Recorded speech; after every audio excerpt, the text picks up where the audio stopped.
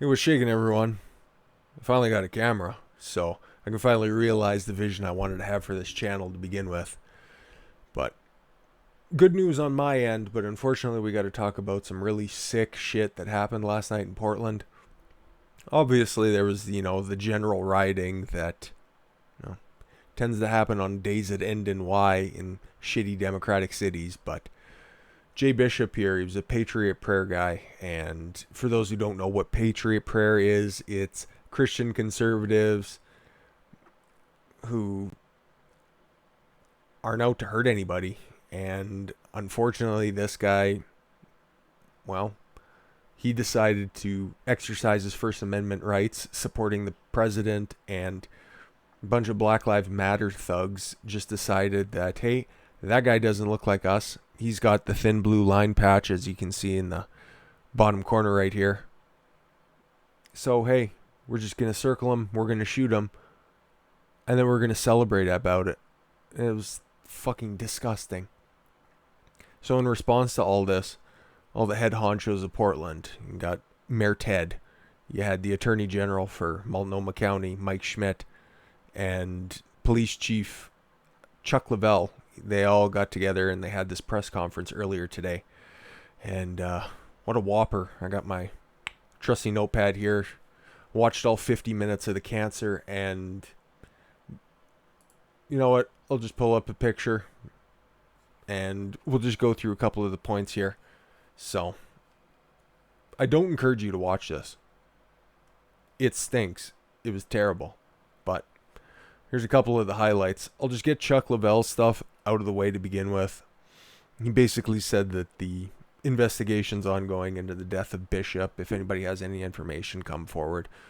A good message, a concise message, and stuff that needs to be said, stuff that needs to be reinforced, that there's actually people out there in Portland trying to maintain law and order.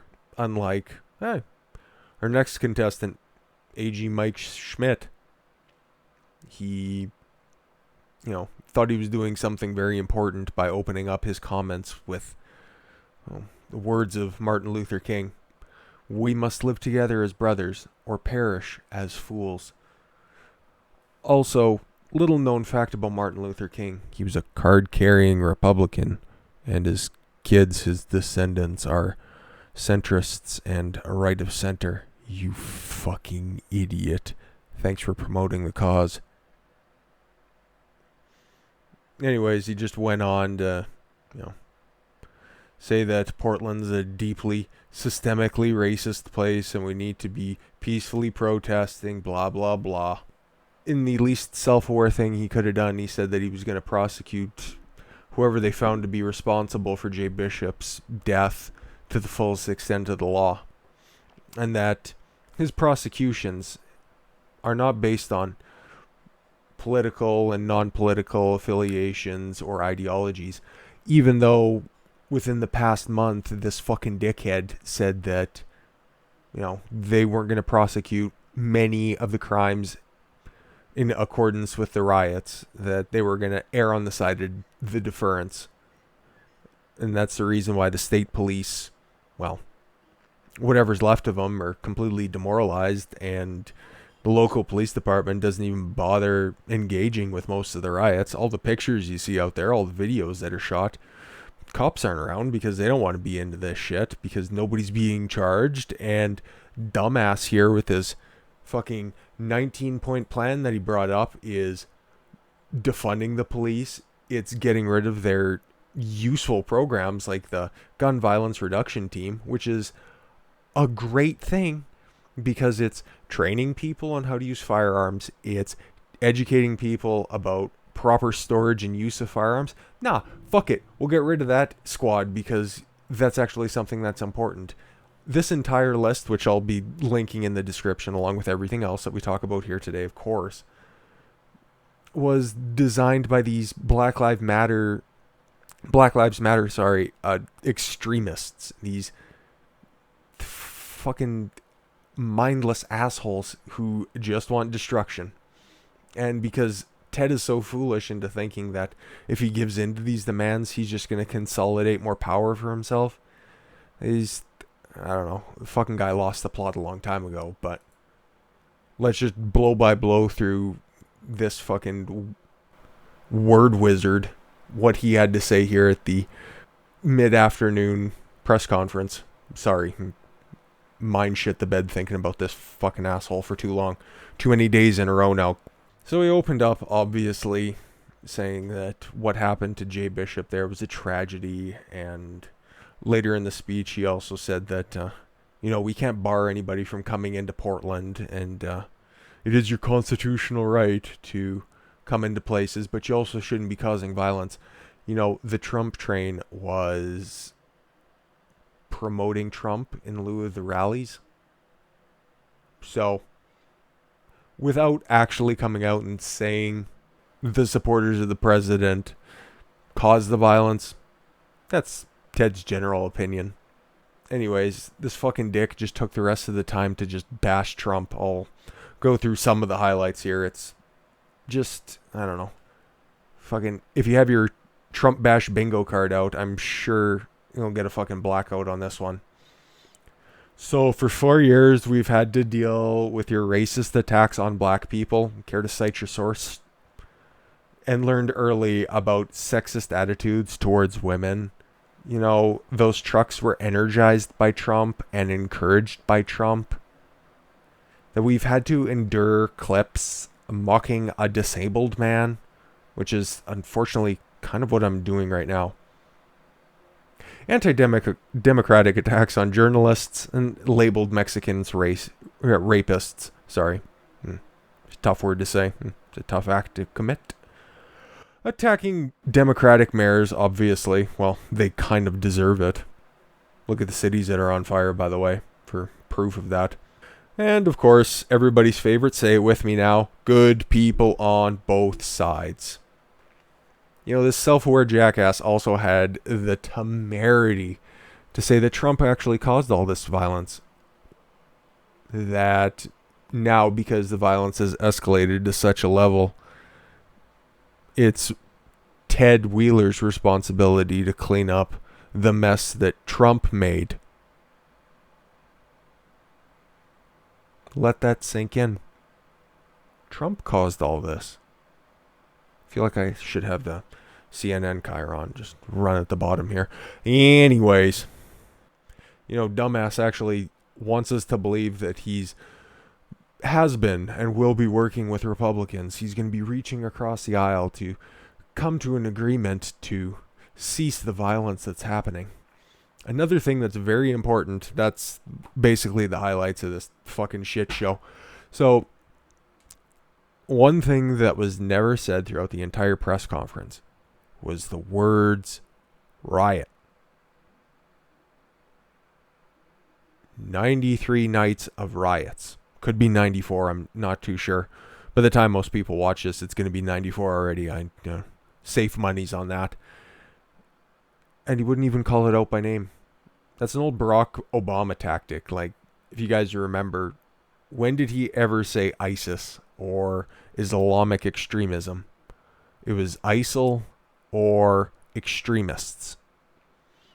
It's these liberals that have, I think it's an aversion to, offend people, even subconsciously, even when the easiest thing to do, if anybody ever has problems, this goes far beyond political commentary. If you ever have a problem, the easiest way to deal with it is to identify it.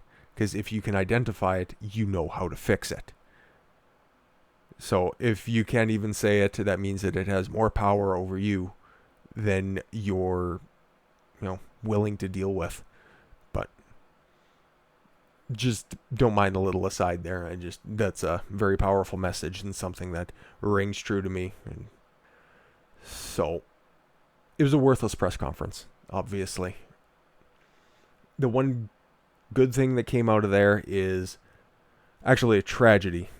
Sorry to get your hopes up, but police chief there, he also mentioned in his comments that there was a 16-year-old boy shot. He was doing nothing with the riots. Him and 3 of his friends were shot on the northeast end of Portland. I looked at the area. It looks like a nice area. It was 9 o'clock in the evening this past Thursday. He was shot dead. His three other friends were shot. And the police chief was quick to say that there was not a lot of coverage for this, but it's very important. If anybody has any information, I know it's not likely. Channel's still incredibly small. Thank you for watching, by the way. But if there's any information out there, please bring it forward. This is another tragic, senseless, it's just another side effect of what happened when your mayor doesn't do his job. Says that he's doing his job. He's fucking full of shit. The guy's letting Portland burn. It's a city of 500,000 people. It's one of the biggest cities on the West Coast.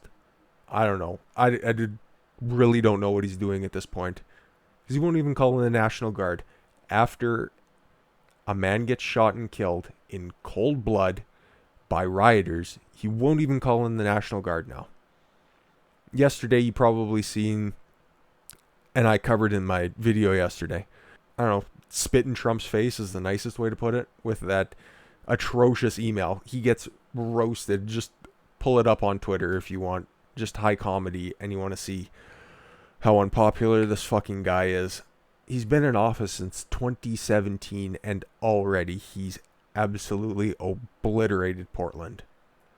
But I don't know.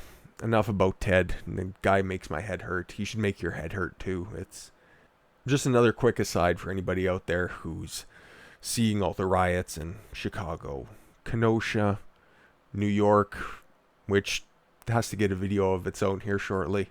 It's another mind-boggling situation is the nicest way to put it. And it's easy to get wrapped up in seeing how terrible things are right now. But I also want you to think of places like Dallas or Des Moines, Iowa. Nice, large cities in red states with red mayors. There are good places out there. And if you find yourself in one of these shitty places with officials that endorse shitty ideology, if you have the means to get out, get out. If you don't have the means to get out, save up and get out. But if you also think in November, if there's a good chance that you're going to be able to make a difference and you want to stay and you want to prove that your city's worth fighting for, by all means, there is always hope. It's a free nation in America. It's very important to remember.